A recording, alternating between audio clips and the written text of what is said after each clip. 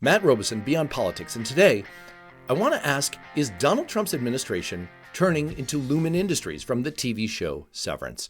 On Severance, and I highly recommend it if you haven't seen it, people agree to have their consciousness severed in order to be able to do sensitive work for the secretive Lumon Industries.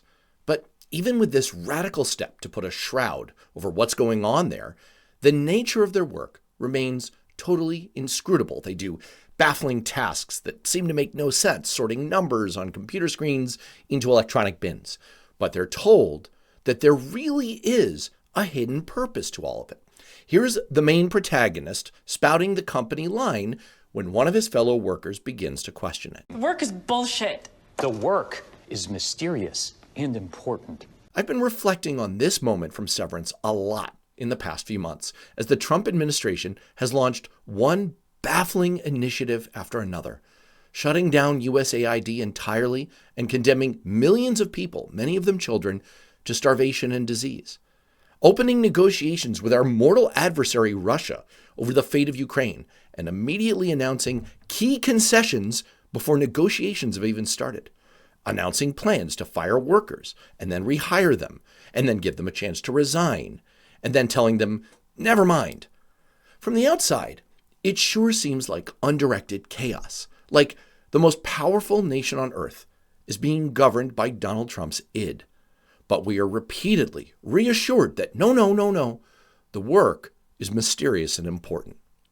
Nowhere has this been more true than on tariffs. I could literally spend the next half hour just reading you the timeline of how tariffs were put on and off from Canada and Mexico, followed by Europe and the whole world, followed by partially the whole world and mostly China, followed by this week. Actually, the tariffs on China will be resolved in a deal very soon, we think. As the TV series Severance has developed, it invites viewers to question not only what's going on, it is a mystery box show after all, but whether Lumon Industries, what they think is going on, what they call mysterious and important, is actually just an insane cult. By the way, don't worry that I'm giving spoilers here. We don't know the answer to that yet. There's definitely a parallel to the Trump administration, especially on tariffs. So today, I want to look at what's happened on tariffs, and not just how economically bizarre the rationalizations for Trump's ideas have been, no matter how much they try to sell them as mysterious and important, but also I want to investigate the thought lurking in the back of my mind, which is whether this is all just the tip of a broader iceberg, a window into just how much dysfunction there is in our president and in the people around him. My guest today is one of my favorite experts, Jessica Riedl, who's a conservative economist who not only worked on Capitol Hill with me, except for Republicans, whereas I'm a Democrat, but also held senior positions in the presidential campaigns of Mitt Romney and Marco Rubio, directing budget and economic policy. What I particularly appreciate about these conversations with Jessica is that things that Democrats like me see as nonsensical, it's possible that that's just partisan bias. You could not get a better conservative voice as a sanity check to make sure, no, what you're really perceiving here is on, than Jessica's. By the way, if you're thinking, hey, that name sounds familiar, I think I've heard them on your show before, you're 100% right. The name has changed from Brian to Jessica, but everything else is the same. And with that, here we go with me and Jessica Riedl trying to unpack Donald Trump's tariff nonsense. I want to start with broad nonsense and then move to narrow nonsense. So that's to say, let's take apart the initial Liberation Day insanity, and then we'll talk about where we are now with the watered down version, the suspended animation version of Liberation Day insanity. Sound good? Sounds great. All right. Yeah, really fantastic. Well, that's kind of where I want to start. I want to know what the Liberation Day announcement felt like for you, how you processed it through your deeply sourced, deeply foundational, expert level understood brain. Because for me, what it felt like was dark Paw Patrol. What I mean is Paw Patrol, I mean, you have kids. Paw Patrol is popular because in each episode, they tell you exactly what's about to happen, and then they show you it happening.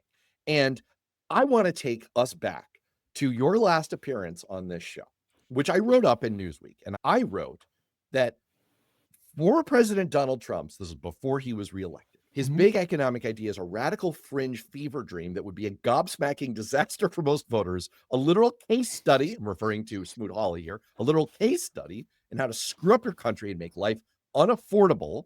I then quote you from our interview. You had written on Twitter, if a 20-year-old interviewing for a House internship suggested this tariff plan, they'd be laughed out of the interview. And you went on to tell me and our audience on this show that Trump's tariff scheme is economically nonsensical. For one thing, once you start putting a 60% sales tax essentially on everything from other countries, people stop buying, so you don't raise any money. Then look at a lot of the things that we import right now. You really want the price of all that to go through the roof. Plus, if we put tariffs on the rest of the world puts tariffs on us. And there are millions of people who work in industries like electronics and agriculture where we export. So the policy would raise no money, would devastate low-income families, dramatically raise prices, and kill jobs and exports. That is the shadow of punditry past. How did you feel when everything you foretold came to pass? I was going to say, those old statements held up pretty well, actually. When I was seeing the Liberation Day announcement and I was going over the policy, my thought was, everything we've learned about economics in the past 100 years has just been thrown out the window. Trump talks about the 1890 McKinley tariffs as being his inspiration and what he wants to replicate. The 1890 tariffs were followed by the 1893 Depression. The Smoot-Hawley tariffs were followed by the Great Depression. And when I was in college and grad school, your economics professors would often tell you the one thing economists generally agree on, the left and the right, is free trade. They will fight about everything else, but economists agree trade wars are bad for everybody. This is so taken for granted by economists, historians, most people with a pulse, that seeing the president of the United States decide the economy is doing okay right now, let's launch a global trade war on purpose. It was like 100 years of economics just went backwards. It's like being a doctor and going back to bloodletting. It was unbelievable. I do feel like I had an excess of phlegm at the moment that the Liberation Day chart, which, by the way, just for the people inside the White House, did you know that Excel has a sort feature on it? So you can arrange things like countries alphabetically or in order of the tariffs that you're going to put on them. It doesn't just have to be random. Run through a little bit. I mean, look, you and I are reformed staffers, right? So like these little details, they bother us. Right? Oh, yes. So I want to talk a little bit at the risk of, I think there's a real risk when experts like you and dilettantes like me try to parse Trump policy. There's a real risk of sane washing what he's doing. And I don't want to fall into that trap. But I do think it's worth the exercise of walking through the justifications that have been given and breaking down the contradictions therein. And we're recording this at a time where you have an article on this in draft. It may be out by the time this is released. So you're working through this. I don't want to step on what you're writing right now. But let me see if we can disentangle this a little bit.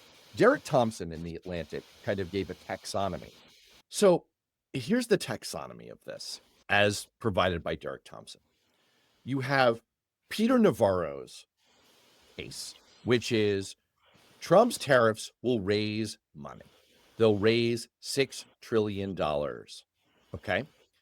So that's one faction here. We're doing this because it will raise money. And you and I discussed back during the campaign that Trump even said we can get rid of income taxes because we're going to raise so much money from tariffs. All right. So that's case number one. Case number two is that the goal is the opposite. It's not to raise money from tariffs. It's we're doing this because by raising our tariffs, other countries, we're going to force other countries to remove their trade barriers, and we're going to move to free trade. That's case number 2. And finally, there's case number 3. The chair of the Council of Economic Advisors, Steve Mirren, suggested that this is part of the master plan to essentially reduce the value of the dollar and thereby revive American manufacturing. Now, Thompson goes on to point out, you can't have all 3 of these be true at the same time. They're actually all mutually exclusive. So, Jessica, pick one of the 3. Start anywhere you want. The contradiction that kills me is the idea that we're going to eliminate imports. Trump says we're going to build a trade wall around America. We're going to build everything we need ourselves, and we're going to grow everything we need ourselves. We don't need anything from other countries. The way is impossible because we don't have the climate to grow all the bananas and coffee that we consume. And diamonds and rare earth minerals aren't exactly all mined in Iowa. That being said, Trump will say we want to get rid of imports and build everything ourselves. And then he'll also say, and tariffs are going to raise so much money that we can eliminate the entire income tax. Both of those can't be true. Right. Either you're going to get rid of imports or you're going to tax imports. But you can't raise trillions of dollars taxing imports that don't exist. If there's a trade wall, there's no imports to tax, there's no revenue raised. And the amounts that we're hearing are insane. When Trump says we're going to raise $3 trillion a year, the entire universe of imports subject to tariffs is about 3.2 trillion. There is no tariff rate that would actually raise $3 trillion because as the tariff rate goes up, the tax base shrinks. And the funny thing about that is I thought conservatives understood the Laffer curve. Conservatives will yell all the time, if you raise income taxes 1 point, everyone stops working, the tax base collapses, and there's no revenue raised. It's an exaggerated version of the Laffer curve. But this was the whole economic justification for the Reagan era tax cuts, which is that you essentially, it's like a perpetual motion machine of tax cuts, that by lowering marginal tax rates, you induce so much more economic activity that you actually get revenues rise, more taxes in. So it's like it pays for itself. But there is even more of a Laffer curve in tariffs. The higher you raise the tariff rate, the fewer imports come in. And it's funny to see conservatives who will scream Laffer curve at the top of their lungs anytime you talk about income taxes, suddenly say, oh, we could raise the tariffs to 200% and it'll raise trillions of dollars because everyone's going to keep buying everything no matter the price. It's back. So there's a huge contradiction there. I would argue that the tariffs are actually going to raise little to no revenue and deficit reduction once you account for reduced imports, slower economic growth, and the cost of bailing out all the industries like agriculture last time. Not to mention, just to pile on to that for a second, there's been so much reporting about the workarounds that companies are trying to either fairly or illicitly implement to try to get around. So, for example, China, the current tariff as of 3 minutes ago is 145%. It's 10% from Vietnam. So there are companies that are trying to relabel things that are actually manufactured in China as being, we're going to ship it through Vietnam. So it's coming from Vietnam and say, because the cost of the underlying good is less than the cost of the tariff. So you're better off trying to work. So we did learn during Prohibition that if you do this kind of thing, you do create a black market. And that's essentially, to your point, that how can we expect to raise gobs and gobs of money if you have such a powerful incentive to cheat the system? Okay, that takes apart. You've got argument number 1, the Navarro argument. We're going to raise lots of money. Argument number 2, no, we're going to create free trade. You can't have both of those. And then you've got argument number 2, we're going to create a world of free trade. And argument number 3, which is we're going to revive domestic manufacturing. Could you take that one apart for us? The manufacturing argument is interesting. Where I get stuck on manufacturing is perhaps maybe just a subset of the whole argument. It's that we're going to revive manufacturing. If you're going to revive manufacturing, which by the way doesn't need reviving because manufacturing output is doing fine, manufacturing employment has dropped because of technology, not necessarily because of imports. But if you want to revive manufacturing, the tariffs can't just be a negotiating tool. They have to be stable and consistent. And that's what we don't have. If you're expecting a business to invest $100 million building a bunch of factories for the next 5 years, that factory needs to be open for 50 years, you need tax, regulatory, and trade policy to at least be consistent. It can be good or bad, but it has to be consistent. If tariffs are changing on a weekly basis, if tariffs are just a temporary negotiating tool to accomplish something else, what business in their right mind is going to undertake this long-term expensive investment? Of course they're not. And that's why what we're seeing now is that business investment's paralyzed. They can't respond. They can't invest because they have no idea what's going to come out of Washington. I will also add on the manufacturing point that if tariffs are intended to sacrifice all the other sectors in order to build a manufacturing renaissance, why is manufacturing declining and going into its own recession right now in response to the tariffs? Because manufacturers import inputs from the same countries we're putting tariffs on. They get a lot of their materials from the countries. They're going to have to pay the tariffs too. Additionally, they're also going to lose export markets, and they're going to be harmed by an overall weaker economy, which creates weaker demand for their products. If manufacturing is being hurt by the tariffs, you have to wonder, who exactly are we doing this for? Why is everybody sacrificing? Why everybody seems to be losing? If manufacturing is losing too, who is winning? And there are so many fundamental misunderstandings, or just like, misunderstanding, it assumes too much, using that, because it assumes an attempt to understand. I would say that there's so many fundamental just errors, or just things that they never even thought of in this kind of policy. And look no further than the auto sector, where, as my colleague Ann Kim, who is a Washington Monthly contributing editor, recently put together in a video that I featured on my Substack, so many of American-made cars, such a high proportion of their components are imports, that we're seeing massive layoffs happening in the auto sector for domestic car manufacturers right now. There's no such thing as an American-made car anymore because of global supply chains. It just doesn't make sense. So this idea, as you wrote up recently for the Manhattan Institute on MSNBC, this idea of reaching back to the 1870s, the 1890s, or the 1930s, to kind of this fever dream picture of the assembly line of yesteryear.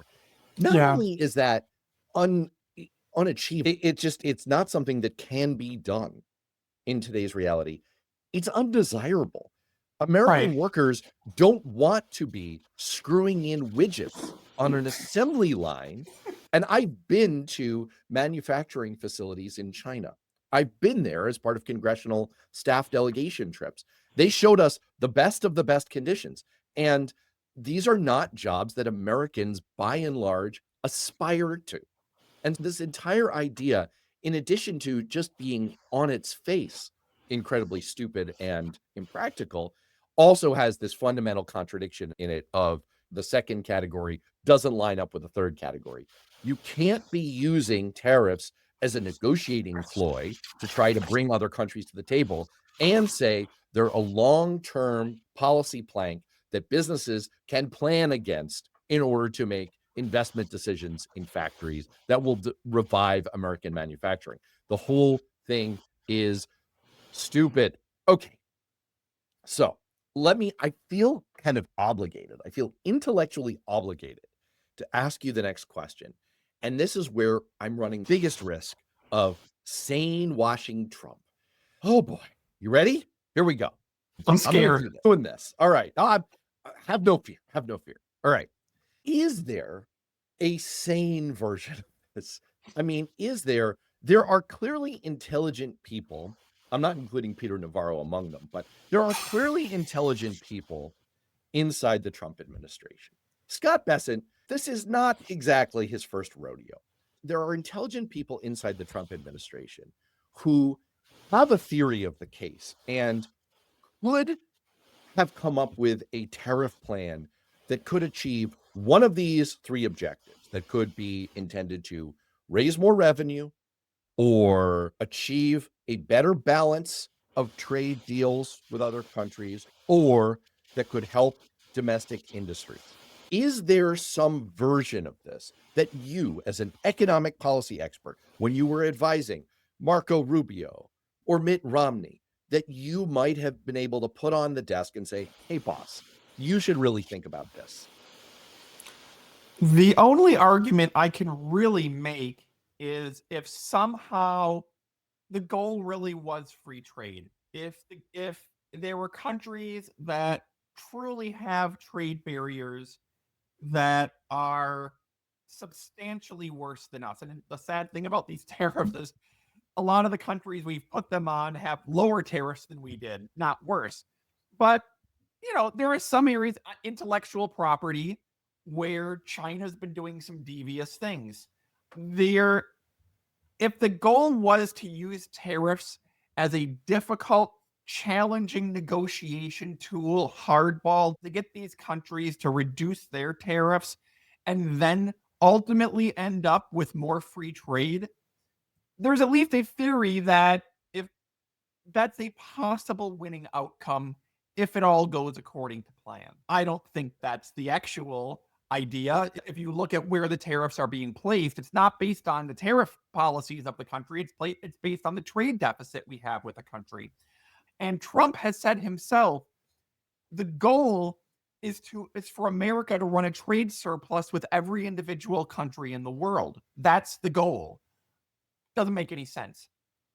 But you could sane wash this into saying, maybe this is a step to free trade. Maybe Reagan stood up to the Soviets and the Soviets collapsed.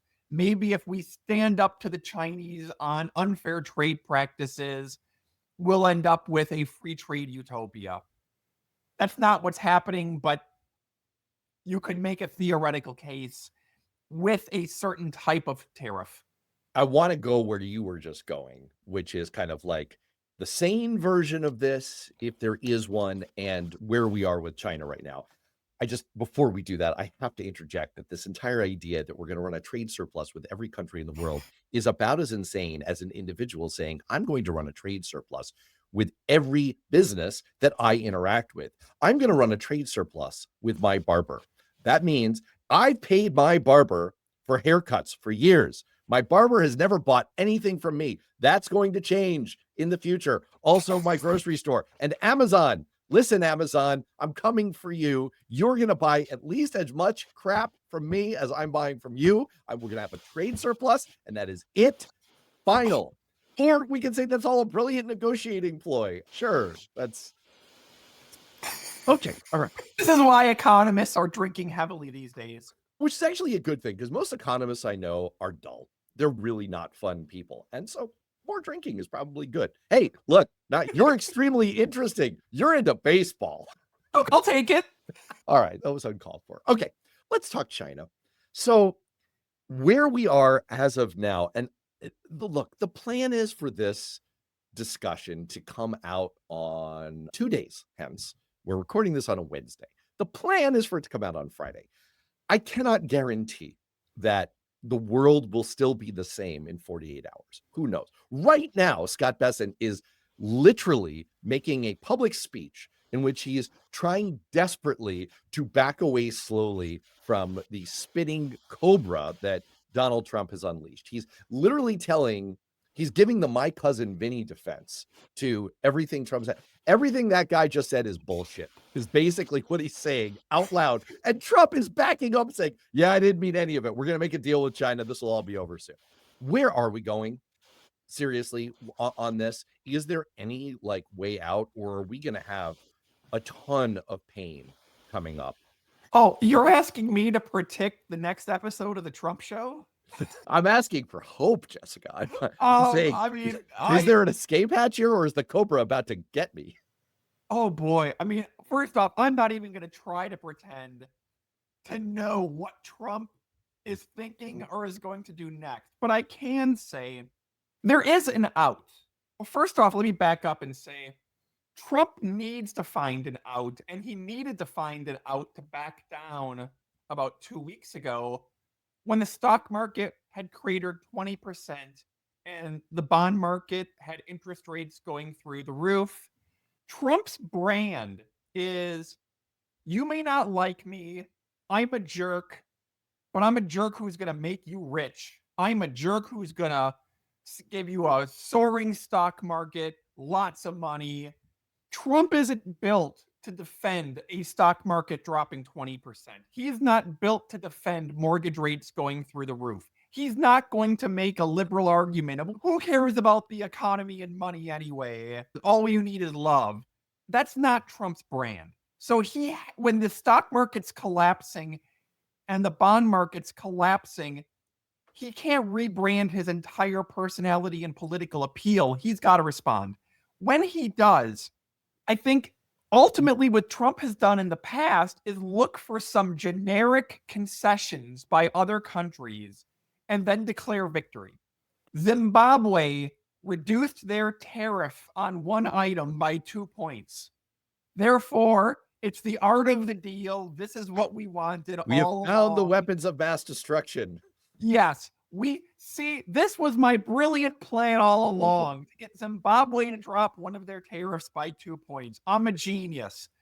And of course, he'll dispatch his sycophantic aides onto all the Sunday shows to say, this was our plan the whole time. And you didn't get the 5D chess we were playing.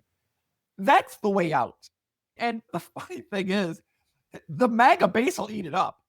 The MAGA base will say, yes, Zimbabwe dropped the tariff 2 points. This is what we wanted. He's a genius. That's the way out. And that's kind of what they're doing a little bit when they pulled back the worst of the tariffs and said, oh, it's because all these countries are reaching out to us to negotiate these great deals. And it's just a pause. If they don't, everybody knows what that means, except for some of the MAGA voters who will believe everything they're told.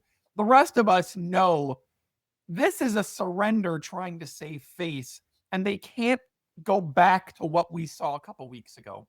Am I off base? I'm again. No, you're not off base. Is very difficult. I don't know what I was expecting. They're certainly not prediction of what they're going to do, but that is actually extremely helpful, because essentially what you're saying is what we can bank on, hopefully, is continued attempts to climb down and slap a good face on it, essentially. And that's what you're seeing. I mean, Trump said, oh, that whole thing where I called for Jerome Powell to be blasted off the face of the earth into the sun by me. And the media, that was the media's fault. I mean, how dare they report the words I said out loud?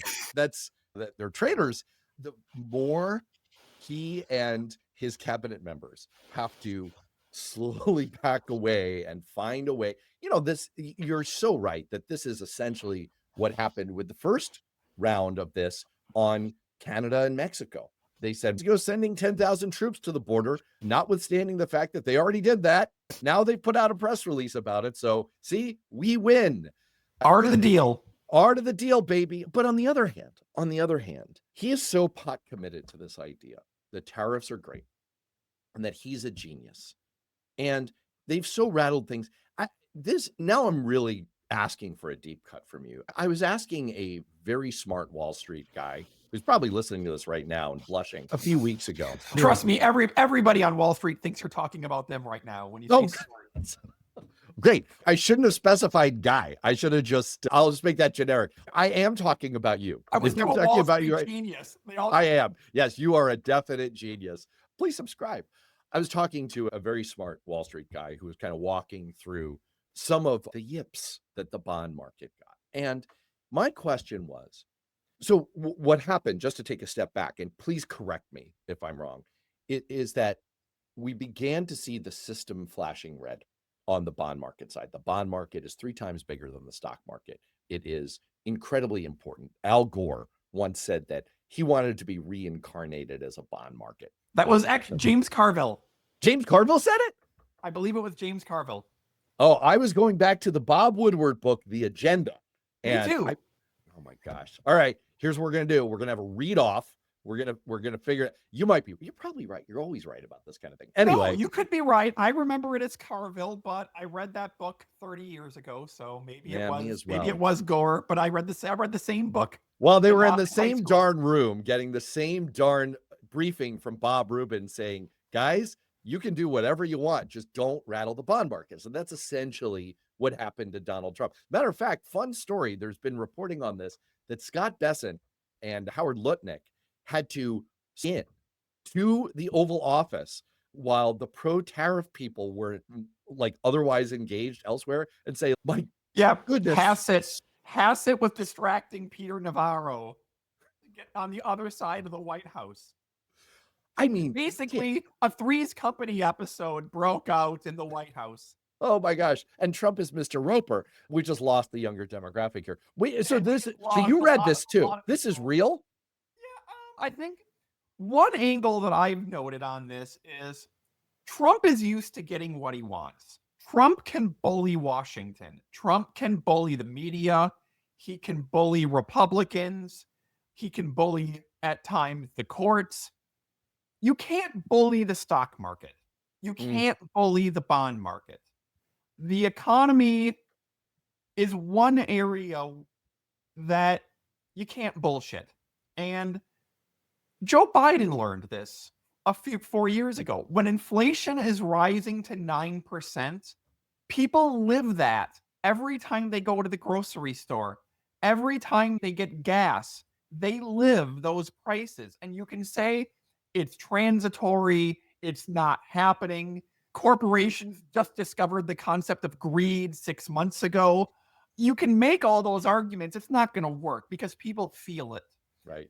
Trump is learning that with the economy. People feel their stock market 401ks collapsing, their layoffs, their prices going up, the bond market, the stock market. You can't run them over like you can run over a freshman Republican senator who's scared of their MAGA voters. You have to actually get economic policy right. And this is a Trump administration that's used to creating their own reality. In Springfield, Ohio, the Haitians are eating pets. The January 6th rioters were actually patriots. Ukraine is the aggressor. They're doing transgender surgeries in middle schools in between 5th and 6th period. You can say all that to your base. You can't lie to them about the price of gas or the price of eggs or what their 401k is doing. You can try, but as our good friend Joe Biden found out, fuck around and find out. And by the way, I just love the idea. We should do this as like a show, like the Trump filter on reality, like kind of putting on Trump goggles. And the way he must have imagined that conversation when Bessent snuck into the Oval Office when Navarro was off, like they're running like a scam out of the sting. It's look over there and it's like, sir, the American people have had so much of your brilliance that they can't possibly take any more brilliance. So maybe we need to dial it down to daytime. I will add that I have a newfound lack of complete disrespect for Howard Lutnick.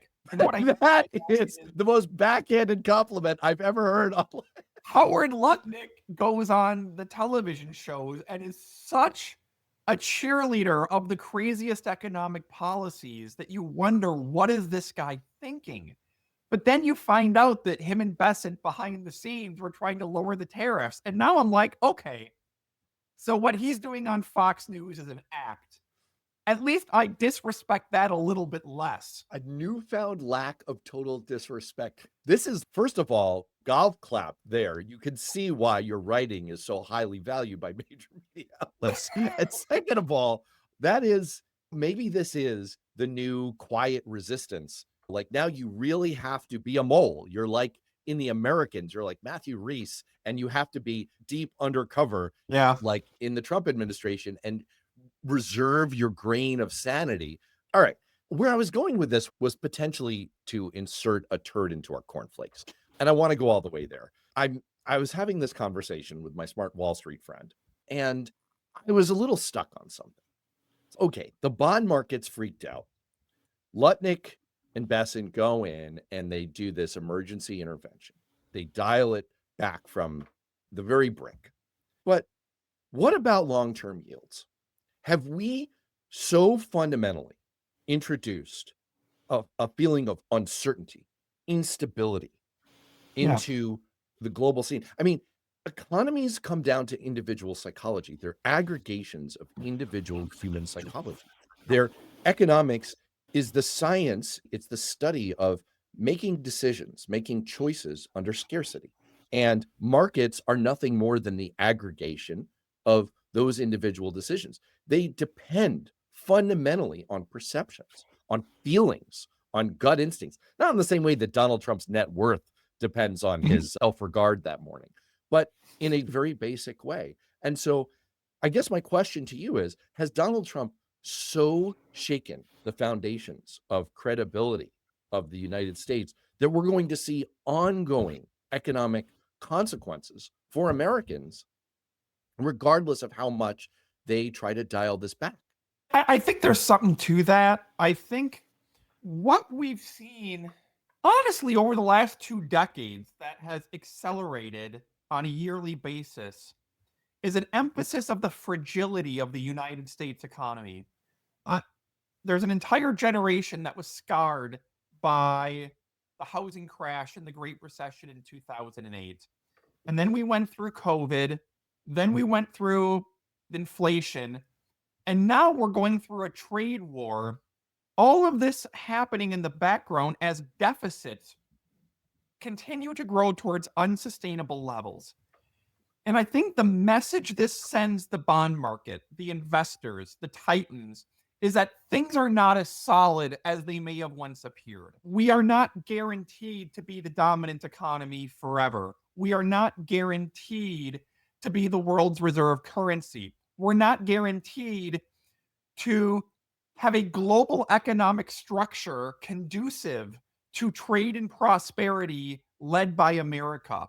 And ultimately, it's leading to some pessimism that's putting a risk premium into the bond market. It's pricing up the cost of bonds or pricing up the interest rates because there's a certain degree of risk. And when you're looking at the yield curve, long-term treasury market sales, long-term auctions are about 5% right now is the interest rate we're auctioning long-term bonds at.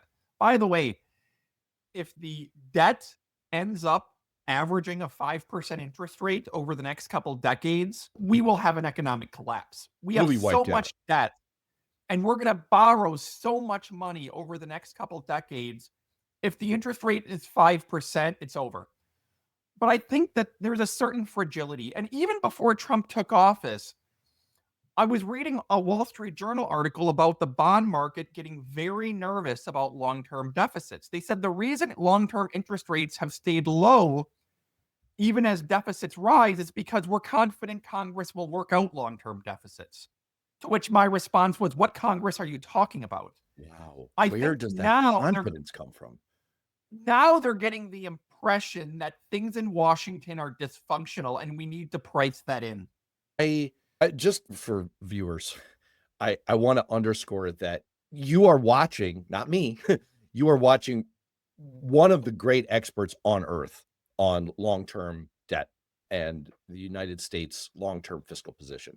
This is normally what you and I talk about here. And so that's one of the reasons I wanted to go in this direction, is that what I'm concerned about here, and it sounds like you share this concern, is that they may have, due to your lack of total disrespect, the earning of that kind of, oh, maybe there are still like a few forces inside the Trump administration that can keep us from going over the cliff now. That's good news. And maybe this speech that's going on right now and the continued backing away and, oh, we'll find a face-saving way to step off from the China trade war and the global 10% tariff. Maybe we will back ourselves out of the giant crater that we created. I am worried that everything we've seen for the last 3 months is going to have rippling consequences for decades. And this idea of a lack of global confidence in the United States as an institution, as a nation, that is seriously concerning. And it partly manifests in terms of our debt, our ability to control that debt, to pay for that debt. It's a staggering figure. Are we up to, what is the 30-year projected debt at this point? Is it 120 trillion? Current policy, the debt goes from 30 trillion to 200 trillion under current policies, which Over the next 30 is years. right, which is about 240% of the economy. And that's if interest rates stay at 3.5% forever. If interest rates rise, we go over 300% of GDP. Wow. And layered on to that is what you pointed out, that this from this Wall Street Journal article, that, well, analysts are seeing a fundamental confidence in the ability of essentially the US government to govern. And everything else that Trump is doing outside of tariffs really call that into question. It really undermines the standoff with the courts, the questioning of whether the court system is really a thing, whether there really is a third branch of government. The vice president saying that he believes that the executive branch can't be restrained by the courts in any way. And the dysfunction and chaos that Trump is creating in the federal agencies, that is a long-term risk that is frankly pretty scary.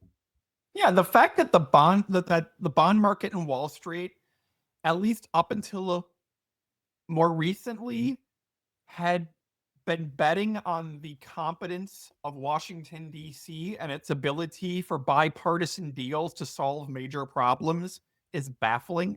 I've worked in Washington for nearly a quarter of a century. I worked in the Senate for 6 years. I've worked on presidential campaigns. This is the most incompetent place in the world. The big secret of Washington is no one knows what they're doing. Everybody is faking it till they make it. There is no grand conspiracy because these people aren't smart enough to pull off a grand conspiracy. It's not House of Cards, it's Veep. And when you hear Wall Street and the bond market have this vision that things will be okay because our wonderful public servants in Washington will get together and work it out, I wonder what they've been drinking. And it's I think the one difference, though, they're unwinding that now. Yeah, I mean, I think that there's the added reason for pessimism is that you and I come from a vintage of congressional staffers where we could have gotten into a room for one thing and like, all right, sit down and could you figure something out? We could have done that. And more important, there would have been adults in the room who were actual powerful elected figures who could do that. Steny Hoyer and John Boehner could say, okay, close the door. Let's work something out here. I've been in those rooms before where they all sit down and go, we all know what the answer is, but we're not going to do it because there isn't enough political pressure yet. Right. The TARP moment, Hank Paulson coming and sitting down and look, were there plenty of people, including my boss at the time, who voted against that? Sure. But the ability to sit down and say, okay, we have to rescue the global economy and American financial institutions in the banking sector from absolute collapse. It's going to be bad, but we've got to at least put a floor on this thing. You knew that could happen. I think where I have gained an added measure of pessimism is I no longer believe that could happen. I have a little sliver of hope in Mike Johnson. He showed it during the last budget negotiation that when the chips are down, he will not go all the way to 11 on crazy, but I no longer have the confidence that there are enough adults in the room to put up enough guardrails to protect us should the next banking collapse happen. And it could. So that is just a remarkable stone cold bummer of a place to end this episode on. I can't do it. I can't do it that way. I always look forward to all the stuff you're working on. Give us a sneak peek. What are you working on? And hopefully it's something cheerful. Coming up, I have an upcoming article in Politico magazine about the economic contradictions of Trumponomics, many of the topics I've previewed. I have a forthcoming article on the Atlantic, on why should we care about the debt? What happens if we don't? Putting together a retrospective on Doge for the New York Post and their 100-day review of Trump. Beyond that, I'm just on a daily basis trying to put out the fire in Washington, trying to work with lawmakers and write and work with media to try to bring some economic literacy to our governing and lawmaking process. As you can see, I haven't been very successful yet. Per the famous quote, against stupidity, the gods themselves strive in vain. But you are doing good work. You are at least striving. And I very much appreciate it. Thanks so much for being back with us on Beyond Politics. Always fun, Matt.